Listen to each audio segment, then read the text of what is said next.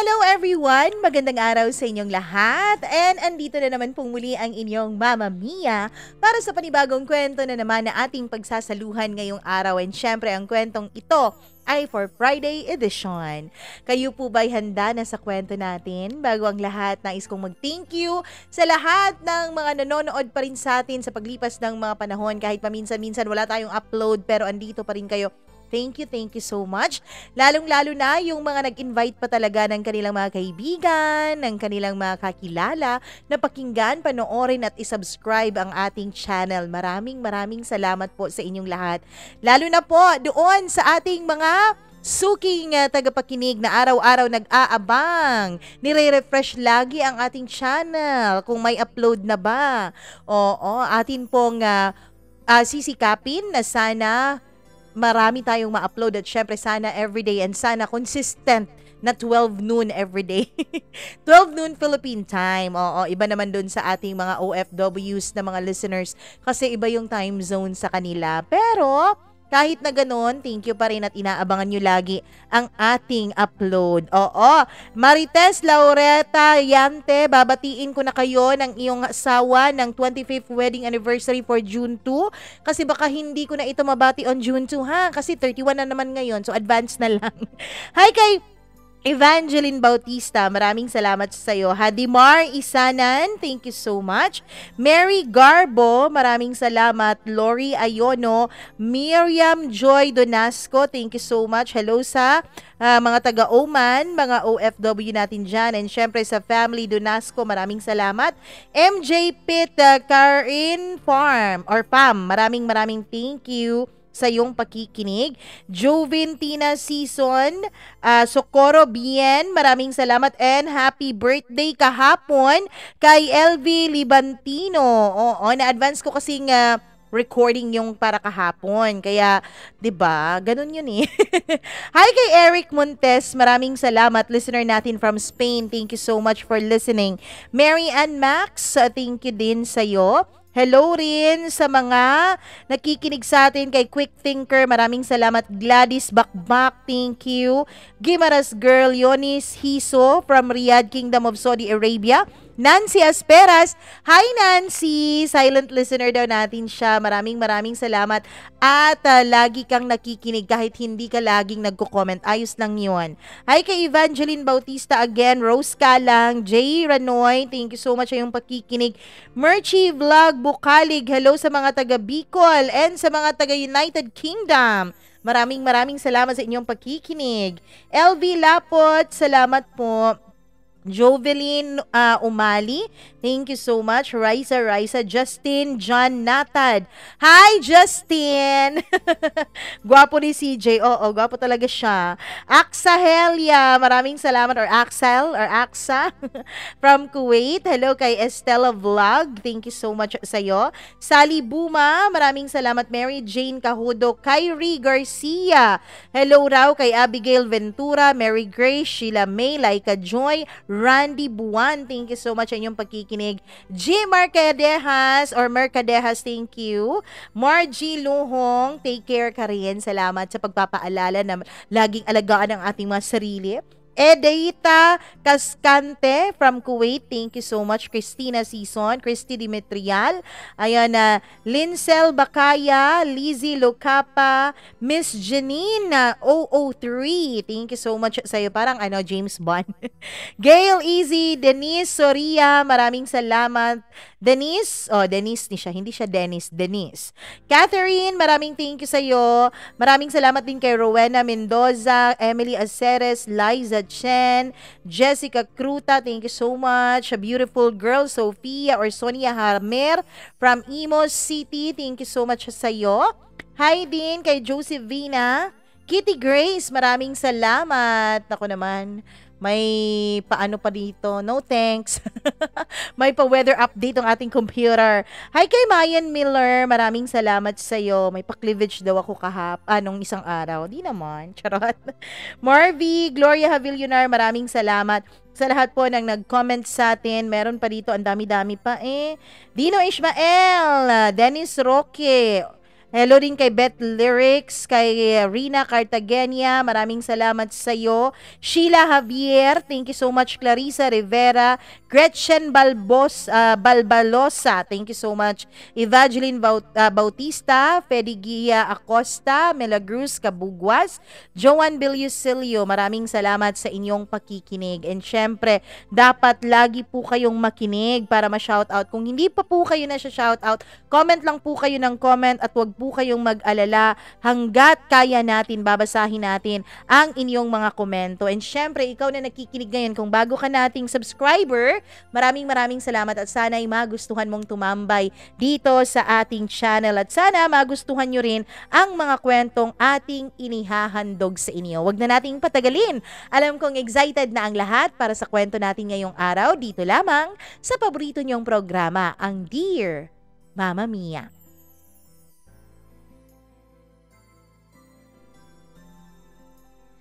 May mga pangyayari sa ating buhay na kahit hindi man natin gustuhin ay nangyayari pa rin. May mga pangyayari na wala na tayong ibang choice kundi tanggapin na lang ang lahat, mag-move on at maging masaya. Pero gaano nga ba kahirap ang maging masaya, lalo na kung sa mga pagkakataong may nangyari sa buhay mo, wala itong idinulot na iba kundi puro pasakit, lungkot at luha. Dear Mama Mia, magandang araw sa iyo at sa lahat ng mga nakikinig ngayon sa inyong programa. Maraming salamat kung sakali mang isa ang letter ko na ito na mapagbibigyan nyo ng pansin para i-share sa inyong YouTube channel. Mama Mia, isa ka po sa libo-libong mga rason kung bakit nagugustuhan ko pang mabuhay araw-araw. Isa rin po kayo sa naging libangan na namin ngayon sa opisina at inirerekomenda ko rin sa mga kaibigan ko ang iyong YouTube channel dahil lahat kami ay nagugustuhan ang uri ng pagkukwento mo sa mga kwentong ibinabahagi sa inyo. Mama Mia, itago niyo na lamang ako sa pangalang Lovely. At itong kwento na ito ay matagal nang nangyari. 15 years ago na, Mama Mia. Pero kahit na matagal na itong nangyari ay preskong-presko pa rin sa aking diwa at isip ang lahat. Andito pa rin lahat ng masasayang alaala. Dito pa rin ang sakit, pero ngayon ay unti-unti na itong naghihilom. Para inyong pong maintindihan ang aking kwento ay simulan natin kung kailan ko siya nakilala. Way back 2009, Mama Mia, nagkaroon po ng malaking selebrasyon ng school namin para sa Foundation Day. At ito pong school namin, Mama Mia, ay mahilig po talaga sa mga extracurricular activities. Actually, known ang school namin na magaling sa mga extracurricular. Magaling kami sa sports, magaling kami sa sayawan, magaling sa pagandahan. Doon po talaga nakilala ang school namin sa ibang mga inter-school competition. At eto na nga, Mama Mia, nakilala ko na ang lalaking itago na lang natin sa pangalang John. We met sa isang dance practice dahil pareho po kaming kasali sa isang dance number para sa aming Foundation Day. Mama Mia, dahil lang gusto ng teacher namin noon na magkakilala kami. Mula sa ibang mga section ay pinagpartner niya kaming dalawa sa isang sayaw. At dun nga nagsimula ang lahat. Dahil nga magka-partner kami, wala kaming ibang choice kundi kausapin ang isa't isa. Kasi sa loob ng halos 3 oras kada araw naming practice, Mama Mia, mapapanis naman ang mga laway namin kung hindi kami magsasalita, hindi ba? Kaya naman naging close kami. Lagi naming pinag-uusapan kung ano ba yung mga steps na nahihirapan kaming dalawa. Kahit na wala pa yung iba naming mga kasamahan at nauna kami sa practice venue, ay nagpa-practice na kaming dalawa nang sa ganun ay hindi kami mapagalitan ng aming instructor pagdating nito. Hindi kasi ako talaga magaling sumayaw, habang siya naman, Mama Mia, ay madaling makakuha ng mga steps. Kaya naman tinuturuan niya ako. Since then, ay lagi na po siyang sumasama sa akin hanggang sa napasali na rin siya sa circle of friends ko. Maging ako, Mama Mia, ay nakasali na rin sa circle of friends niya dahil pinakilala namin ang isa't isa sa aming mga kaibigan. Pati nga ang kaniyang kuya, Mama Mia, ay nakisali na rin sa circle of friends namin. Mabait siya, mabait si John, palatawa, palabiro, at syempre, may pagka-sweet, Mama Mia. Matagal kaming naging magkaibigan, siguro lumagpas ng 1 taon bago po siya nanligaw sa akin. Actually, nung una pa lamang ay nararamdaman ko na naman na merong kakaibang pagtingin sa akin si John. Kaya lang, Mama Mia, hindi ko talaga yon pinapansin dahil baka feeling ko lang yon. Baka masyado lang akong assuming. Alam mo naman tayong mga girls, hindi ba? Madali tayong mag-assume lalo na kung extra sweet sa atin ang lalaki. Kaya naman, nung nanligaw siya, Mama Mia, at first talaga ay meron pong pagdududa sa loob ko. Overthinker po kasi ang lola niyo. Nagda-doubt po ako kung tunay ba ang nararamdaman niya sa akin. Lalo na dahil may paminsan-minsan, Mama Mia, na yung sweetness niya sa akin ay nakikita kong pinapakita niya rin sa iba naming circle of friends. Lalo na sa mga babae. Naiisip ko noon, talaga bang sa akin lang siya may gusto? Talaga bang may gusto siya sa akin dahil sweet siya sa akin? O baka ganun lang talaga siya? Baka sweet lang talaga siyang tao. Baka binibigyan ko lang ng ibang meaning. At baka dahil sa binibigyan ko ng ibang meaning ang kanyang pinapakitang sweetness sa akin, ay hindi ko na napipigilan ng sarili kong magpakita ng motibo sa kanya. Baka yun ang nag-udyok sa kanya para ligawan ako. Dahil 'di ba, kung talagang gusto niya ako, bakit umabot pa ng 1 taon mahigit bago niya ako niligawan? Mama Mia, dun lang ako nakampante na talagang may gusto siya sa akin nung pinakilala niya ako sa mama niya bilang kanyang future girlfriend daw. Dun na ako nakasigurado, Mama Mia, na siguro nga ako talaga ang gusto niya. Siguro nga mahal niya talaga ako at may feelings talaga siya sa akin. Hindi mo naman siguro ipapakilala ang isang babae sa mama mo bilang future girlfriend mo kung hindi totoo, hindi ba? Mama Mia, ang sabi pa nga ng iba naming mga kaibigan ay sa dinami-dami na naging girlfriend ni John, ni isa daw ay wala pa siyang pinapakilala sa mama niya. Samantalang ako, nililigawan pa lang ay pinakilala niya agad. Mama Mia, medyo flattered ako noon. Lalo na nung sinabi ng mama niya na ako raw ang kauna-unahang babaeng pinakilala ni John sa kanya at sa kaniyang pamilya. Pero dahil bawal pa naman akong pumasok noon sa pagbo-boyfriend, Mama Mia, sabi ko kay John ay dapat pribado lamang ang aming relasyon. Hindi naman siya masyadong sikreto, pero pribado. Hindi yung nagpi-PDA sa labas, hindi yung nagpo-post ng kung ano-ano. Ang sa akin, Mama Mia, as long as hindi malalaman ng papa ko at ng mama ko na may karelasyon na ako ay ayos lang yun.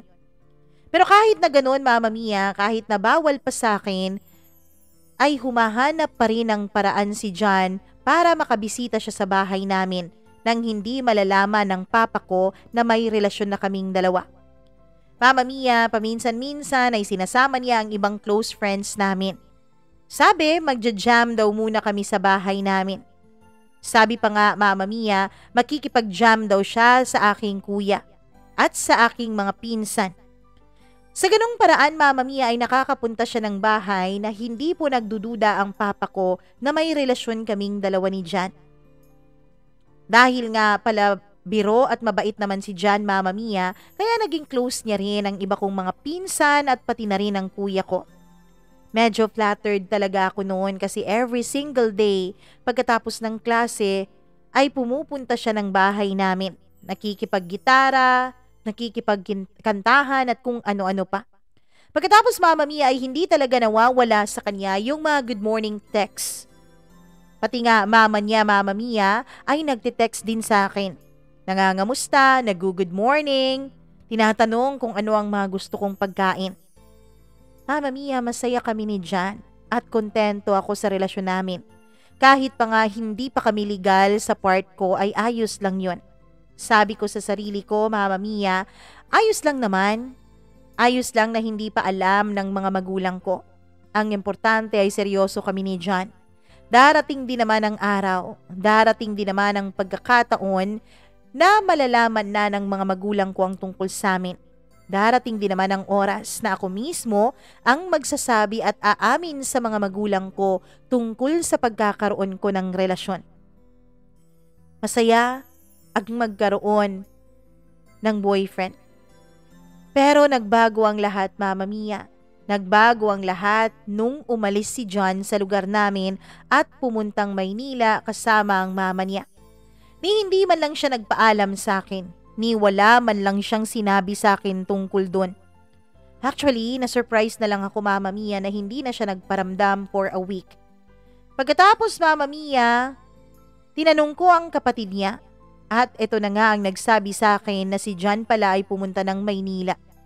Ang kapatid niya ang nag-explain sa akin, Mama Mia, kung bakit nandoon si John. Tinawagan ko si John pero hindi siya sumasagot. Hanggang sa makatanggap ako ng text message mula sa kanya explaining everything kung bakit doon siya sa Maynila magsistay. Ang sabi niya, Mama Mia, ay kailangan daw nilang asikasuhin ng mama niya ang kanilang family business pati na rin ang kanilang family problem sa side ng mama niya. Kahit na masakit, kahit na nasasaktan ako, Mama Mia, ay pilit ko pong inintindi ang naging desisyon ni John. Pilit ko pa rin inintindi kung bakit hindi siya nagpaalam sa akin dahil ang sabi niya, Mama Mia, baka hindi raw siya tuluyang makaalis kung magpapaalam pa siya sa akin. Inintindi ko siya at nirespeto ko ang desisyon niya. Hindi naman kami naghiwalay dalawa. Mama Mia, magka-text pa rin kami. Nagantay din ako ng text mula sa kanya o sa mama niya. Hanggang sa lumipas ang 2 linggo, Mama Mia, bigla na lang hindi na nag-text ulit sa akin si John. Hindi na rin siya nagpaparamdam. I tried to call him, pero wala, out of coverage area. Tinawagan ko rin ang mama niya, ganun din, Mama Mia, out of coverage area din ang cellphone number nito. Pero kahit na gano'n, nag-antay pa rin ako. Ganun talaga ako eh. Si John po ang first boyfriend ko, Mama Mia. Siya ang kauna-unahang taong pinapasok ko sa loob ng puso ko. Kaya sabi ko, titiisin ko ang lahat. Maghihintay ako. Mama Mia, it took months bago siya nag-reach out sa akin. He said he was sorry, na busy lang daw siya, and I forgave him. We started all over again, Mama Mia, and this time, nasa long-distance relationship kami. Pero hindi na po ganoon ang mga bagay-bagay between us. Parang may space na, parang may gap na. May changes na, Mama Mia, pero hindi ko talaga lubos mawari kung ano yon. Hindi ko ma-figure out kung ano bang nagbago. Basta pakiramdam ko, something's missing. Alam ko, Mama Mia, na hindi lang ako ang nakakaramdam noon. Alam ko na maging si John ay ramdam din ang mga pagbabago sa aming relasyon. Mama Mia, he even said to me na marami na ang nagbago.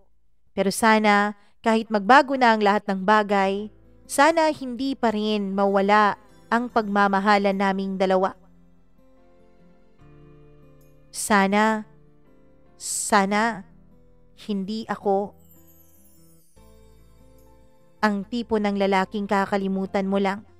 Kung saan man tayo mapunta, kung ano mang mangyari sa atin, sana hintayin mo pa rin ako. Mahal kita, babe. Mama Mia, mahal na mahal ko rin si John. Pero hindi naman po pwedeng umikot lang sa kanyang mundo ko. Kaya naman, hinayaan ko lang ang relasyon namin. We tried. Oo, Mama Mia, pero napakahirap. Napakahirap ang long-distance relationship. Lalo na kung hindi naman kami nagsimula sa ganon. Lalo na kung nagsimula naman kami sa isang physical masyado na relasyon. Hanggang sa nagdesisyon kami, Mama Mia. Nagdesisyon kami na maghiwalay na lang muna at bigyan ng space ang bawat isa. It took years of waiting. 3 taon, Mama Mia. The past years, nagkaroon ako ng balita sa kanya sa pamamagitan ng kaniyang kuya. Masaya ako sa buhay niya, Mama Mia. Nalaman ko rin na nagkaroon na siya ng ibang girlfriend at ako rin naman ay nagkaroon rin ng ibang boyfriend. Kasi nung mga panahon na yon ay hindi na ako bawal makipagrelasyon. We enjoy each other's life, Mama Mia, nang hindi kasama ang isa't isa. Pero hindi din doon natapos ang lahat. Mama Mia, bigla na lang pong may sorpresa sa akin si John. Isang araw ay bigla na lang po siyang dumating muli sa buhay ko after years of waiting. Finally, he surprised me with his comeback, Mama Mia. One day, nasa loob ako ng kwarto ko at nag-aaral dahil may kailangan kaming exam na dapat ipasa ko. Tinawag ako ng mama ko at pinababa niya ako dahil may bisita raw ako. Pagdating ko sa sala, akala ko, Mama Mia, ay ang bisita ko ay ang mga classmates ko na kasama ko sa isang project. Pero andun siya. Andun si John kasama ang kapatid niya. May bit-bit na bulaklak at chocolates. Mama Mia, kung wala pa lang talaga yung parents ko noon, sigurado na ako na tumakbo na ako sa mga bisig niya para yakapin siya. Na-miss ko talaga siya. That time ay wala na po akong boyfriend. That time ay 3 buwan na po akong nakipaghiwalay sa huling boyfriend ko. Kinuha ko ang mga dala nilang regalo sa akin. Pagkatapos ay bigla kaming nag-usap ni John. Nag-usap kami na para bang walang nangyari. Nag-usap kami na para bang magkaibigan pa rin kami pagkatapos ng mga nangyari sa aming dalawa. Hanggang sa bigla na lang nagsalita si John pero hindi ako ang kausap niya. Tito, tita, may sasabihin sana ako. Mama Mia, gulat na gulat ako noon.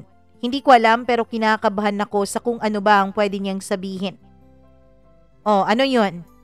Tanong ng papa ko. Pwede po bang ligawan ko si Lovely? Mama Mia, hindi talaga ako handa sa sinabi niya. Hindi ako handa sa paghingi niya ng permiso sa papa ko. Ang papa ko naman ay hindi madaling nakasagot. Tinignan muna niya kami ng mabuti. Kayong dalawa ni Lovely ang mag-usap. Malalaki na kayo. Pero sana, wag lang kayong lalagpas sa linya. Sana alam niyo kung ano ang mga limitasyon ninyong dalawa. Oh, opo tito, thank you po. Mama Mia, from that day on, tinanong ako ni John kung may boyfriend ba ako. Sinabi ko sa kanya ang totoo. Na 3 buwan na akong bakante at walang nobyo. Sinabi rin niya sa akin, Mama Mia, na 5 buwan na raw siyang walang girlfriend. At yun na nga, nanligaw siya ulit sa akin. And this time, formal na ang panliligaw niya dahil may basbas na mula sa mga magulang ko. Almost every day, Mama Mia, siyang pumupunta sa bahay. He became extra sweet, extra caring, and extra in everything.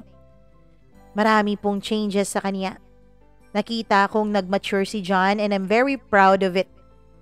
Mama Mia, in-enjoy na lang namin ang company ng bawat isa. Bumawi kami sa mga taon na nawala sa amin. Sa mga taon na hindi namin pinansin ang isa't isa. Sa mga taon na wala kaming pakialamanan. Mama Mia, pati mga kaibigan namin ay naging masaya dahil nalaman nilang nagkabalikan na kaming dalawa ni John. I cherish every minute and every moment of our relationship. Mama Mia, alam ko kasi sa sarili ko. Alam ko sa sarili ko na posibleng darating na naman ang panahon na malayo na naman kami sa isa't isa. Sabi ko noon, baka hindi ko nakayanin. Baka hindi ko nakayanin na malayo kay John. Pero, alam ko rin sa sarili ko na kapag nagpatalo ako sa aking mga negative thoughts, ay talagang walang magandang maidudulot sa amin. Kaya naman, Mama Mia, sabi ko i-enjoy ko na lang kung ano man ang meron kaming dalawa. Hanggang sa siguro, kahit pa sabihin natin na may limitasyon kaming dalawa ni John, ay umabot pa rin sa punto, Mama Mia, na natukso kami sa isa't isa. Oo, may mga pa-holding hands, hug, and kisses kami dati. Lagi naming sinasabi sa aming mga sarili na hanggang dun lang. Lagi naming sinasabi sa aming mga sarili na walang ibang dapat mangyari dahil may tiwala sa amin ang aming mga magulang. Kaya lang, siguro Mama Mia, kapag nasa isang relasyon ka, ay hindi mo talaga mapipigilan ang bugso ng inyong damdamin. Isang araw, Mama Mia, ay nasa bahay kami ni na John. Walang ibang tao noon, nanonood kami ng movies. Hindi naman na yun bago sa amin dahil ilang beses na rin naman yung nangyari. Kaya lang, ewan ko ba, pero nung mga panahon na yun, parang may naramdaman akong kakaiba. Alam kong ganun din si John. Alam kong nararamdaman din niya dahil nung halos magkadikit na ang mga braso namin habang nakaupo kami sa kanilang sofa, ay naramdaman ko ang init kahit na umuulan pa nung mga panahon na yun.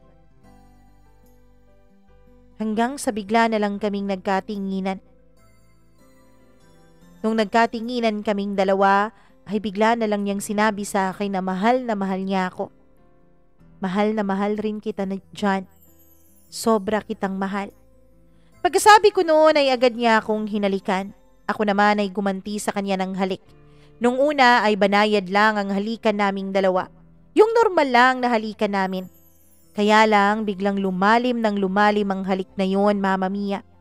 Hanggang sa hindi na namin namalaya na nakahiga na pala ako sa sofa nila. Hanggang sa hindi na namin namalaya na nahubad na pala ang lahat ng damit na suot naming dalawa. John, mali ito. Hindi ito pwede. Sorry pero hindi ko na kayang pigilan ang sarili ko. Alam kong ganun ka rin. Ganun ka rin mahal, hindi ba? Tanong niya. Mama Mia! Nagtatalo noon ang isip at katawan ko. Ang sabi ng isip ko, dapat ay pigilan ko yon dahil pareho pa kaming nag-aaral ni John. Pero ang sabi ng katawan at ang puso ko ay kailangan ko si John. Hindi pwedeng hindi matuloy ang mga ginagawa namin. Mama Mia, sadyang natatalo talaga ng katawan ng isip. Dahil imbis na tipigilan siya ay mas lalo pa akong bumigay. Hanggang sa ako na mismo ang naghubad ng kanyang sinturon at ako na rin ang naghubad ng kanyang suot na pantalon. Mama Mia, tuluyan na ngang may nangyari sa amin ni John. Tuluyan na ngang nakuha niya ang pagkababae ko. Kumuha pa siya ng pwedeng itakip sa kanilang sofa dahil nabahiran yun ng dugo. Si John kasi ang unang lalaking pinag-alayan ko ng aking pagkababae. Kaya dumugo ako nung panahon na yon. Noong makauwi na ang mga magulang niya ay natakot talaga kami. Oh, buti naman at naglinis ka, John. Nilagyan mo pa talaga ng punda tong sofa natin. Nilagyan mo ng kaniyang damit. Maayos yan. Oh, mama, kasi nakakahiya eh. Nakakahiya kay Lovely. Nako, Lovely, ikaw talaga ay magandang impluwensya dito sa anak ko. Salamat at pinagbigyan mo ulit siya. Mama Mia, nakonsensya ako noon dahil nagsinungaling kami sa kaniyang mama. Pagkatapos noon ay sabay kaming nag-dinner at ipinahatid ako ng mama niya kay John pauwi sa amin. Paika-ika pa ako noon dahil masakit pa rin ang nasa pagitan ng hita ko dahil sa nangyari sa aming dalawa. Nung malapit na kami sa bahay ay hinawakan ni John ang kamay ko at saka hinalikan. Nilingon ko siya, Mama Mia, habang naglalakad kami. Huminto kaming dalawa at hinalikan niya ang noo ko. Salamat sa tiwala mo, Lovely. Hinding-hindi ko yan sisirain. Mahal na mahal kita. Sabay halik niya sa mga labi ko. Mahal din kita, John. Oo, may naramdaman akong konting konsensya. Sundot ng konsensya ko dahil sinuway natin ang ating mga magulang pero hindi ko naman masasabing nagsisisi ako sa mga nangyari sa atin. Mahal kita. Kaya masaya ako na sa'yo ko ibinigay ang pagkatao at pagkababae ko. Mama Mia, mula nga ng araw na yun ay lagi nang may nangyayari sa amin ni John. Kahit na paminsan-minsan ay pinipigilan pa rin naman namin ang aming mga sarili. Pero kahit pala masyado ng deep ang connection naming dalawa dahil may nangyayari na sa amin ay hindi pa rin maiiwasan ang mga away at syempre mga misunderstandings. Normal lang naman siguro sa mga magkarelasyon yon, hindi ba? Pero we were able to manage it. Marami po ang gustong sumira sa aming dalawa. Mga pagsubok, minsan mga tao, minsan mga babae. Gwapo talaga kasi si John, Mama Mia. Kaya naman maraming mga babae ang nagkakagusto at nagpapapansin sa kanya. Marami akong mga pinagselosan. Marami akong mga inaway na babae na lapit ng lapit sa kanya. Pero lahat ng yun ay nalampasan namin. Our relationship was smooth and our goal, Mama Mia, ay maging kaming dalawa na hanggang huli. Sabi nga ng mga kaibigan namin ay #relationship goal daw kaming dalawa. Kahit na ang dami-dami daw mga pagsubok sa amin at ang dami-dami daw sumubok na sumira sa amin, ni isa ay walang nagtagumpay. Pero hindi pala laging ganon ang buhay. Until one time, Mama Mia, nangyari po ang aking biggest nightmare. One day, Mama Mia, pinuntahan ko po siya sa office nila. Sinabi ko sa kanya na kailangang mag-dinner kaming dalawa. Inantay ko pa siya, Mama Mia, dahil may trabaho pa siyang ginagawa. And after, ay pumunta kami sa paborito naming restaurant. Nag-dinner kami pagkatapos ay tumambay sa plaza. Yun kasi talaga ang lagi naming bonding, lalo na kapag may trabaho kami. Mama Mia, habang nakaupo lang kami sa may plaza at nakatingin sa mga batang naglalaro at nagsisigawan, napapansin ko na para bang may bumabagabag sa isipan ni John. Something's bothering him. Mama Mia, kilalang kilala ko na si John. Kaya kahit pa pilitin man niyang mag-aktong normal, ay alam na alam ko kung may bumabagabag sa kanya. Kaya hindi na ako nag-atubili pa, tinanong ko na sa kanya kung may mali ba. Pero hindi siya sumagot. Hindi rin niya ako nilingon. Hindi rin siya ngumiti. Hindi rin siya nagpalusot. Yun ang nagkumpirma sa akin na may problema talaga siya. John, may problema ka ba? Girlfriend mo ako, diba? Kaya sabihin mo na sa akin. Sabi ko. Hinawakan niya ang kamay ko, Mama Mia. Ngumiti siya. Pero kahit nangumiti siya, alam kong iba ang ngiti na yon. Kahit na pinilit niyang maging normal ang ngiti na yon, pero kilala ko siya. Wala akong problema. Walang problema, babe. Stop overthinking na, okay? John, alam mong hindi ako nag-overthink. Come on, huwag ka na nga magsinungaling. May problema ka na naman ba? Sa trabaho? Napagalitan ka na naman ba? O sa workmate mo? Pero instead of answering me, Mama Mia, ay tinignan niya lang ako ng straight to my eyes. Ilang saglit pagkatapos ay hiniyakap niya akong bigla. Napakahigpit na yakap. Niyakap ko rin siya dahil ang akala ko yun ang kailangan niya. Hanggang sa umiyak siya bigla, Mama Mia. Hinayaan ko lang siyang umiyak. Kasi ang akala ko may problema na naman siya sa kanyang pamilya o sa trabaho. Nagkaroon kasi ng problema ang mga magulang ni John. Mama Mia, may family problem sila na mabigat kaya hinayaan ko na lang siya sa pag-aakalang yun ang kanyang iniisip at pinoproblema. Niyakap ko siya habang umiiyak siya sa mga bisig ko. Ilang sandali pa, siguro mga 3 to 5 minutes yun, nung nagsalita ako. Huwag ka nang umiyak. Magiging okay din ang lahat. Magiging maayos din ang lahat. No, babe. I'm sorry. I'm so sorry. Sabi niya sa akin sa pagitan ng kanyang paghikbi. Bakit ka nagsusorry? Mama Mia, tinanggal ko ang pagkakayakap niya sa akin para magkaharap ang mukha naming dalawa. Ano bang problema, John? Mama Mia, naiiyak na rin ako noon dahil naaawa na ako sa itsura niya. Babe, I'm so sorry. Wala akong kwentang boyfriend. Wala na akong mukhang maipapakita pa sa mga magulang mo. I messed up. I messed up real hard. Big time. Sabi niya. John, naguguluhan ako. Ano bang problema? Ano bang messed up yung sinasabi mo? Tanong ko. Hindi siya nakasagot. Tinignan niya lang ako, kaya pinilit ko siyang magsalita, Mama Mia. Babe, lovely. Nakabuntis ako. Mama Mia, hindi ko maipaliwanag kung anong pakiramdam ang lumukob noon sa puso ko. Masakit. Napakasakit. Para akong sinaksak ng milyon-milyong beses sa puso ko.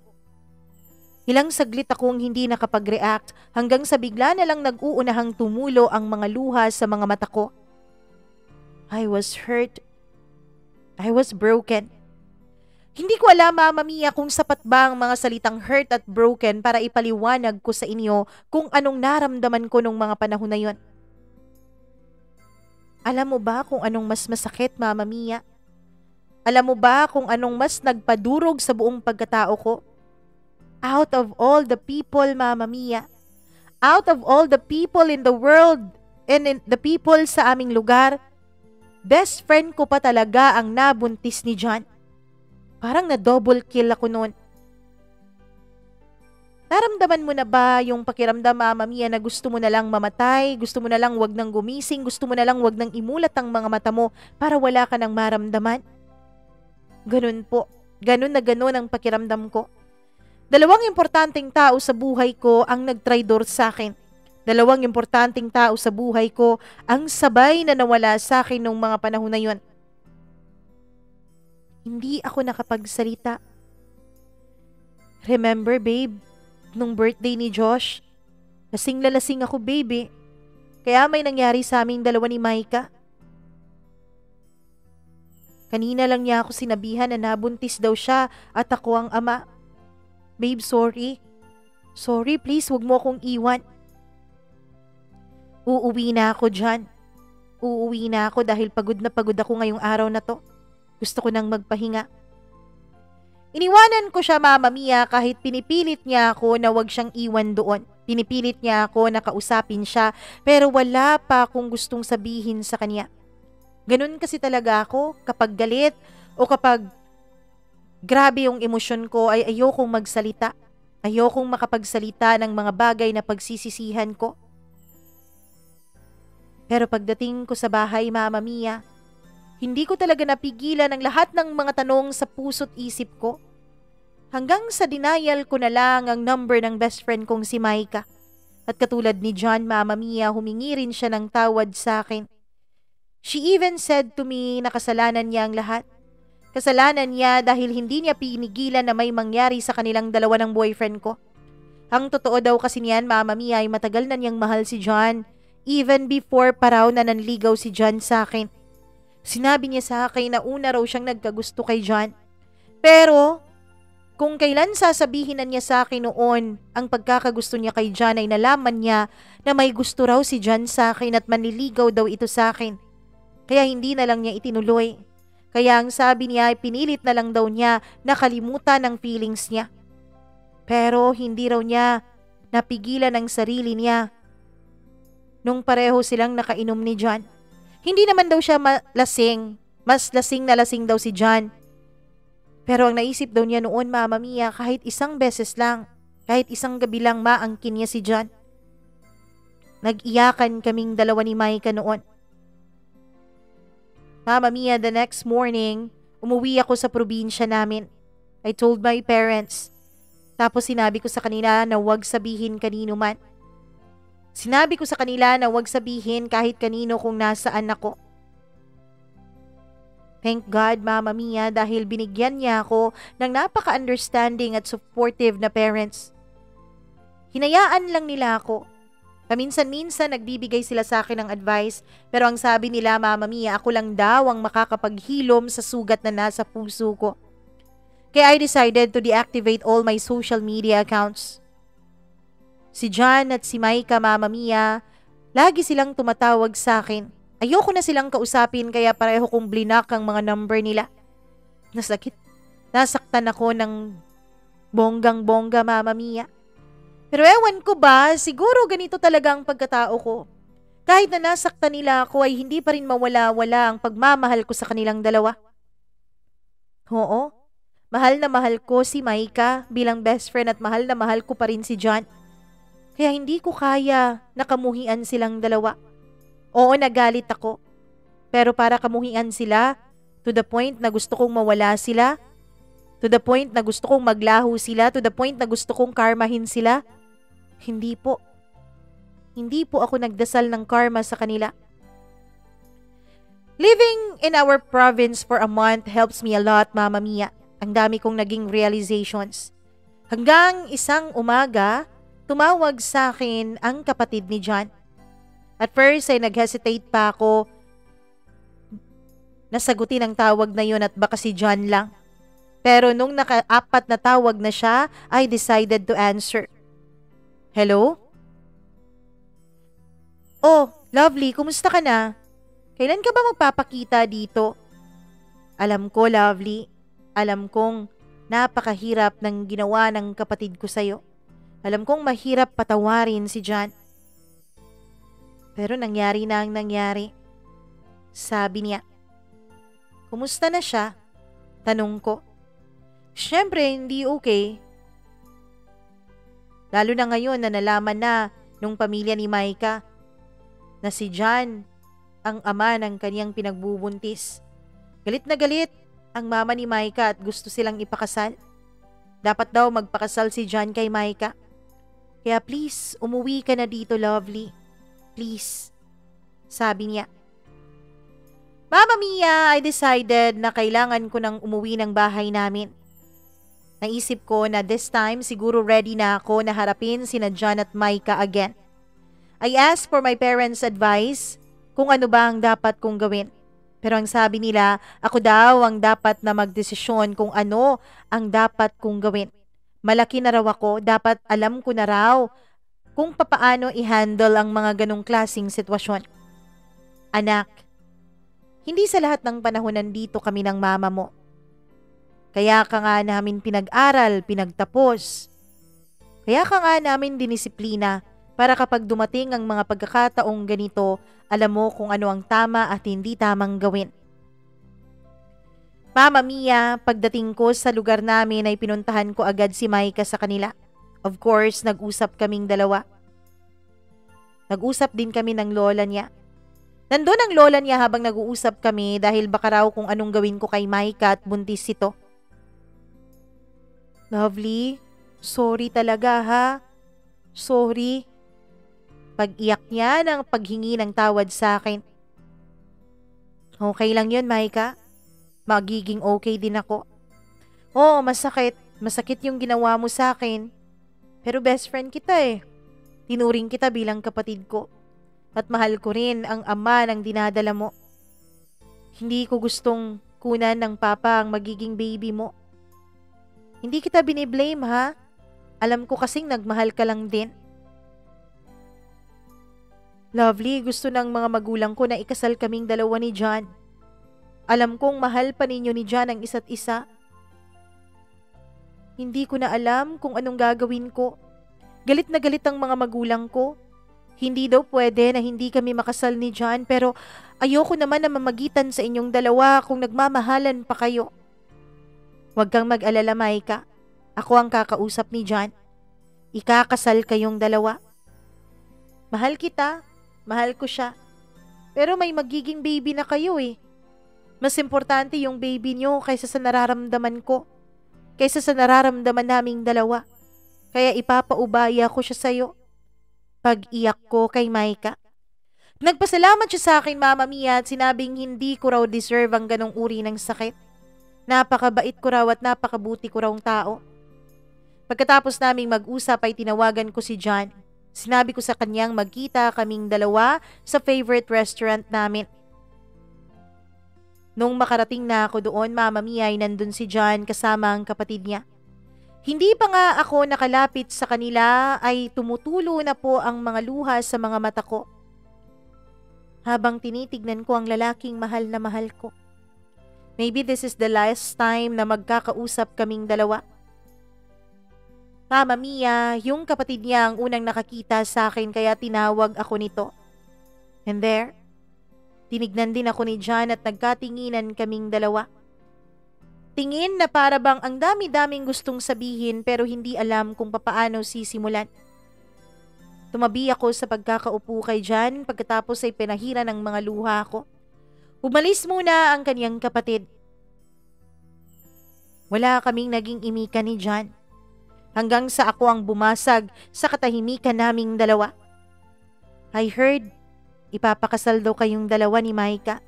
Sabi ko, hindi ako pumayag, babe. Ikaw lang ang pakakasalan ko. Sabi niya. I smiled, Mama Mia.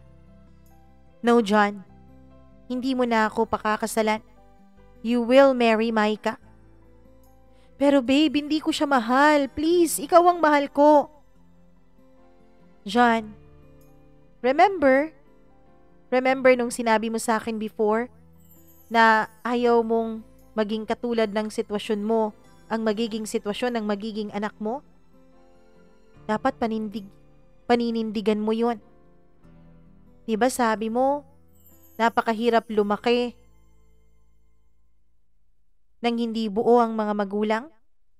Na ang papa mo may ibang pamilya din? Diba sabi mo, hindi madali na dalawa kayong pamilya ng papa mo? Na sa mga pagkakataong kailangan mo siya ay wala siya?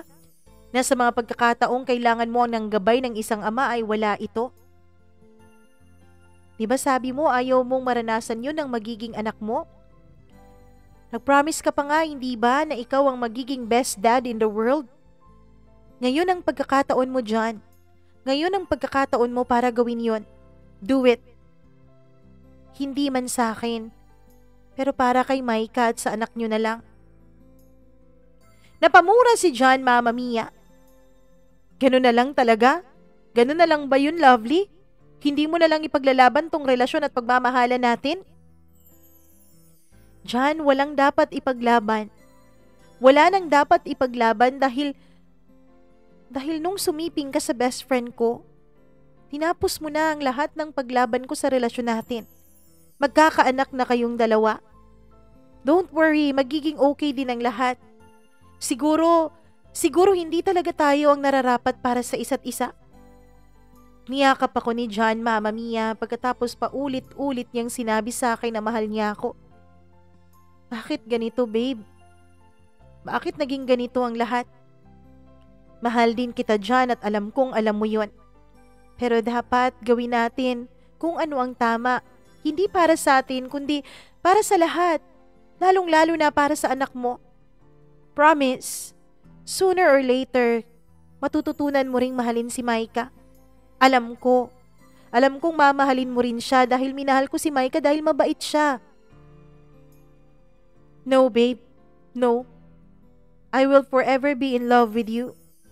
Ikaw lang ang babaeng mamahalin ko. After that night, Mama Mia, inilabas ko lahat ng sakit na meron pa sa dibdib ko dun sa mama ko. Iniyak ko lahat sa kanya. Maybe hindi naman kami ganun ka-close ng mga magulang ko pero nakita nila kung gaano ako nasaktan. Nakita ko, Mama Mia, na naawa sa akin ng mga magulang ko.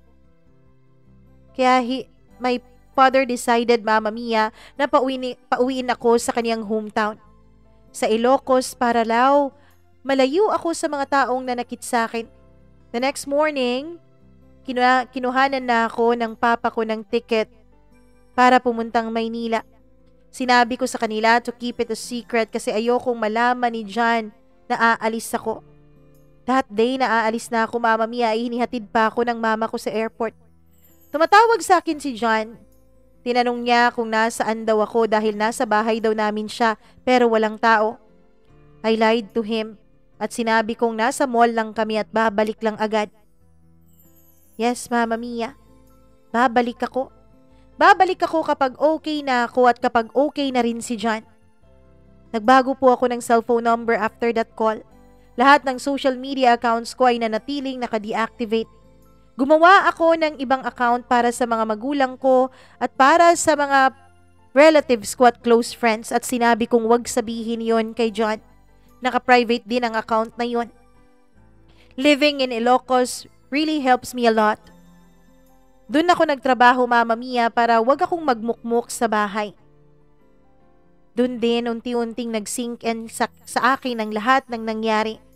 Hanggang sa unti-unti ko na rin natatanggap na siguro hindi nga talaga kami destined ni John para sa isa't isa. And yes, I love him. And I don't know until when. Pero Mama Mia, alam kong hindi kami ang itinadhana. Kaya I dated some guys. Nagbabakasakali akong mag-workout pero wala talaga eh. nandito pa rin sa puso't isip ko si John. Hindi ko sila hinihate dalawa ni Micah. Actually, Mama Mia, matagal ko na silang napatawad at aaminin ko na mahal ko pa rin silang dalawa. Wala na akong naging balita sa kanila dahil lahat ng mga kaibigan ko na friends ko sa Facebook at maging mga magulang ko ay pinipilit nilang wag banggitin ang mga pangalan ni na John at Micah. I don't know, Mama Mia, natuloy ba ang kasal nilang dalawa? Dahil 1 taon din ako, Mama Mia, sa Ilocos. Pagkatapos ng mahigit 1 taon, sabi ko, maybe ready na akong bumalik sa amin. Kasi namimiss ko na talaga sila, Mama. Kaya I decided na umuwi nung fiesta sa amin. I arrived, Mama Mia, sa amin May 24. Pagkatapos ay inopen ko agad ang messenger and doon nakita ko ang mga messages of some of my friends. Minessage ko rin sila pagkatapos sinabi kong nakauwi na ako. After an hour ay nasa bahay na ako. After 30 minutes, Mama Mia, ay dumating din ang mga kaibigan ko. Thank God po, dahil kahit na nakarating na ako doon ay walang ni isa sa kanila ang bumanggit tungkol sa nakaraan ko. Pagkatapos nun, Mama Mia, ay gumala kami ng mga kaibigan ko. In short, hindi talaga ako masyadong nagstay ng bahay kasi sinusulit ko ang panahon ko na kasama ko ang mga kaibigan ko na matagal ko ring hindi nakita at nakasama. Sabi ko sa sarili ko, nandito na ulit ako sa lugar kung saan ko nakilala ang mga taong minahal ko, ang mga taong nanakit din sa akin. Kaya hindi po pwede na magmukmok ako. Kailangan gumawa ako ng mga panibagong memories. Mama Mia, lumipas ang ilang araw ay hindi pa rin kami nagkikita ni na John at Micah. I don't know kung nandun pa rin sila o wala na, pero hindi ko talaga tinanong. Hanggang sa dumating ang June 18. Mama Mia, nagkaroon kami ng usapan ng mga friends ko na manonood kami ng basketball league. Kasi maglalaro daw yung team na sinusuportahan namin mula pa noon. At first, hindi ako sigurado kung sasama ba ako. Pero Mama Mia, sasama ang mga pinsan ko kaya sumama na rin ako. Tinatanong ko noon baka andun ng kapatid ni John. Baka andun din siya. Pero in the end, sabi ko, dapat matutunan ko na silang harapin. Dapat okay na ako. Pagdating namin sa basketball court ay nakita ko agad ang mga pinsan at ang kapatid ni John kasama ang iba pa naming mga kaibigan. Pumwesto ako sa isang bench na malapit sa kanila. Mama Mia, nung makita nila ako ay isa-isa silang tumawag ng pangalan ko. Hindi ko alam kung nandun ba somewhere si John. Malapit talaga ako sa mga pinsan niya at sa kanyang mga kapatid. Kasi maliit lang naman ang lugar namin, Mama Mia. Kaya nagkumustahan kami. Until dumating nga si John. Mama Miss Mia, shock na shock siya nung makita niya ako at maging ako din naman. Mamang-mama na po ang dating niya. Dad body na talaga. Mature na siya and yes, na-confirm ko nung makita ko siya na mahal ko pa rin talaga siya. Pero bago pa ako makapagsalita kay John ay nakita ko nang nakasunod sa kanya si Micah at ang pinsan nito na may bit-bit-bit-bit na bata. Mama Mia, nagulat din si Micah nung makita niya ako. Sabi nga ng pinsan niya, matagal na raw nilang alam na nakauwi na ako. Pero sadyang ayaw lang talaga nila akong harapin. Ngumiti ako kay Micah. Medyo naging awkward ang atmosphere, kaya Mama Mia, naging tahimik ang lahat. Kanina kasi ang ingay-ingay namin pero nung dumating sina John at Micah ay bigla kaming natahimik. Sabi ko sa mga pinsan ni John ay aalis na lang kami at lilipat na lang kami ng mauupuan. Maybe naiintindihan nila, Mama Mia, kaya hinayaan na lang nila kaming lumipat. Hanggang sa mag-start na nga ang game pero nawala ako sa focus ko. Nakikita ako kasi Mama Mia, napalihim akong tinititigan ni John. And many times, Mama Mia, kahit si Micah nakikita ako ring nakatingin sa akin. And that baby, hindi talaga maipagkakaila. Manang-mana kay John, kamukhang kamukha niya. After ng game ay uuwi na agad kami nung may biglang tumawag sa pangalan ko. Nung nilingon ko ay si Micah pala yun kasama si John at ang anak nila. Kumaway ako sa kanila. Lovely, eto nga pala yung anak ko, si Andre. Hi baby! Manang-mana ka talaga sa daddy mo ah. Ah, Lovely, ginawa pala kitang ninang. Oo nga babe, ninang ka ng anak namin. Nashock ako Mama Mia at tinignan ko si Maika pero nakasmile lang siya kahit narinig niyang tinawag akong babe ni John. Gusto niyong mag-usap dalawa? Tanong ni Maika. Ha? Wag na. Ikaw talaga Maika, kailangan ko na ring umuwi ng bahay, sabi ko. No, hindi. Kailangan niyo mag-usap. Ayos lang.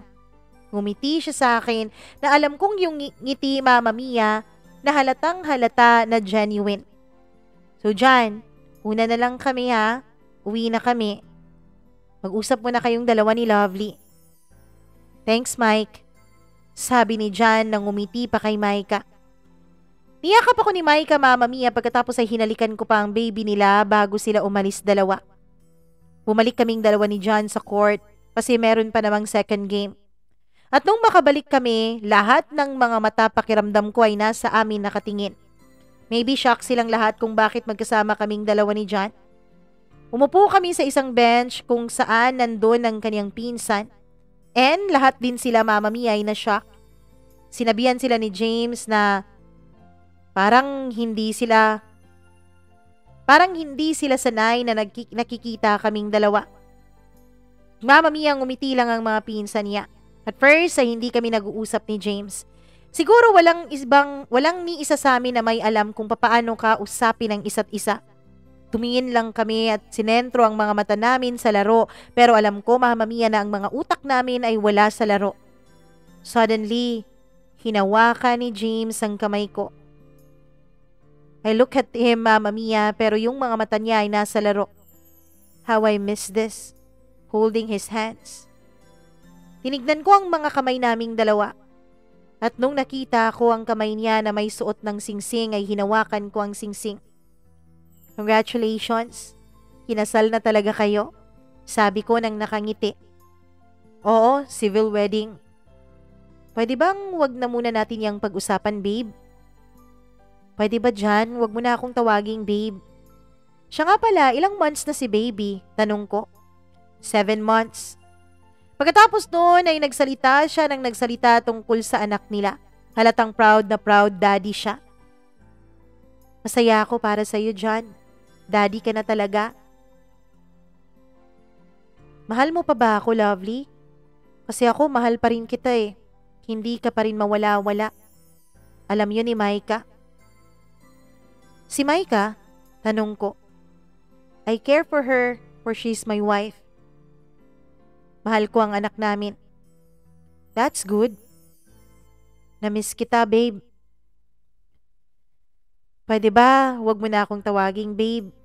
Kasi kahit na sinabi mo kay Maika na ako ang mahal mo, kasal pa rin naman kayong dalawa eh. Pero mahal mo pa rin naman ako, hindi ba? Tanong niya. Ayokong maging kabit, okay?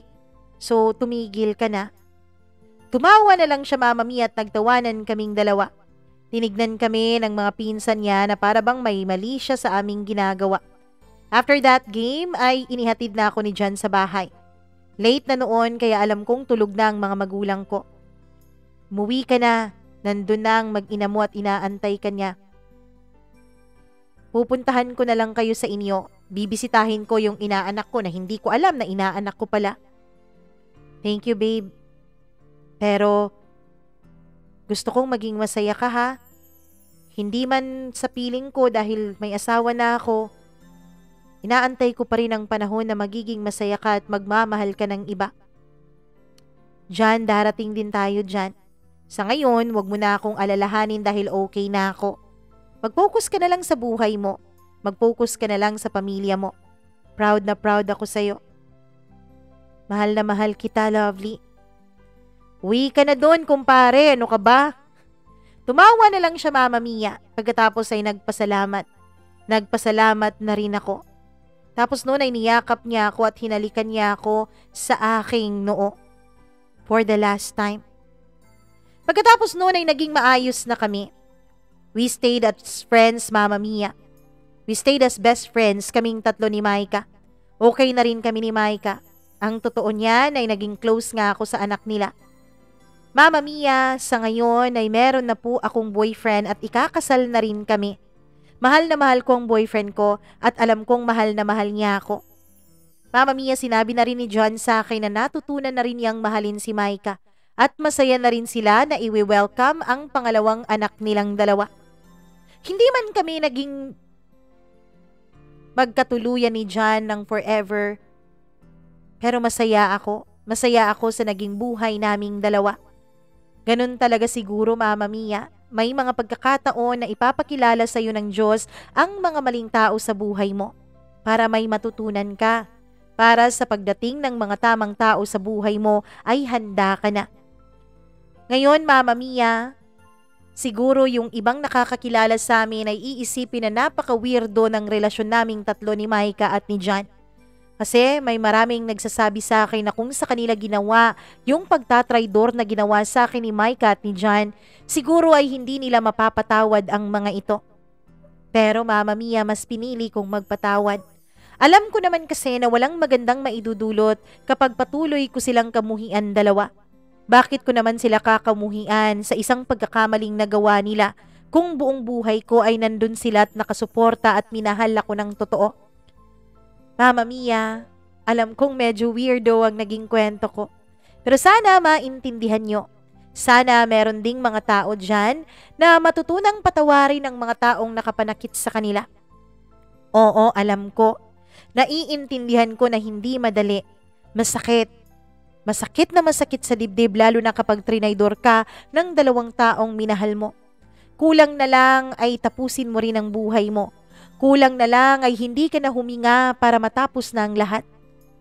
Pero, totoo ang sinasabi nila. Time heals all wounds. Bigyan mo lang ng panahon, ng pagkakataon ang sarili mo. Darating at darating din ang panahon na magiging okay ka, na matatanggap mo ang lahat ng nangyari. Hindi naman kasi lahat ng nangyayari sa buhay natin ay puro magaganda. Hindi naman kasi lahat ng nangyayari sa buhay natin ay puro mga masasaya.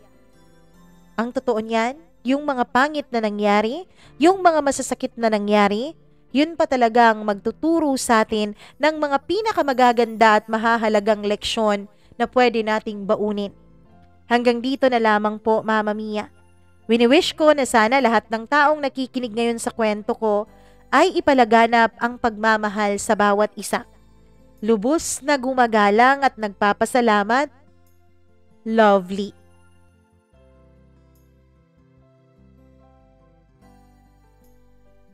Napakaganda ng naging kwento ng buhay ni Lovely. Hindi man siguro maganda yung ending, maganda yung ending pero hindi man siguro naging sila o nagkatuluyan silang dalawa ni John, kahit na masasabi natin parang greatest love nila ang isa't isa. First love at greatest love, pero may mga pagkakataon kasi talaga na ganon. May mga pagkakataon na yung mga minamahal natin ay iiwan at sasaktan tayo. Kaya naman, lagi nating isentro ang Panginoon sa ating buhay. Dahil kahit sino pang manakit sa atin, kahit sino pang umalis sa buhay natin, kapag ang Diyos ay nasa ating puso, hinding-hindi tayo masisira. Oo, babagsak tayo. Oo, magiging broken tayo. Pero kayang-kaya ng Diyos na ibangon tayo at ayusin muli ang puso natin. At kapag nangyari yon, kapag ibinigay na ng Diyos ang kapalit sa mga bagay na nangyari o sa mga bagay na nawala sa iyong buhay, makakalimutan mo na ang sakit na iyong nararamdaman. Maraming salamat, Lovely, sa napaka-lovely mo ring kwento. Naway, kagaya ng sabi mo ay mag-spread ng love ang bawat isang nakikinig ngayon sa ating channel. At naway, dahil sa love nyo ay mag-subscribe kayo at mag-click ng notification bell at i-like and share itong video na ito. Maraming salamat po sa inyong lahat. Kung may sarili po kayong kwento, huwag kayong mag-atubili. I-share yan sa atin, mamamia.cdo0317@gmail.com. Ako po ang inyong nag-iisang tagapaghantid ng kwento. Mama Mia po ang inyong lingkod. Magandang araw sa inyong lahat.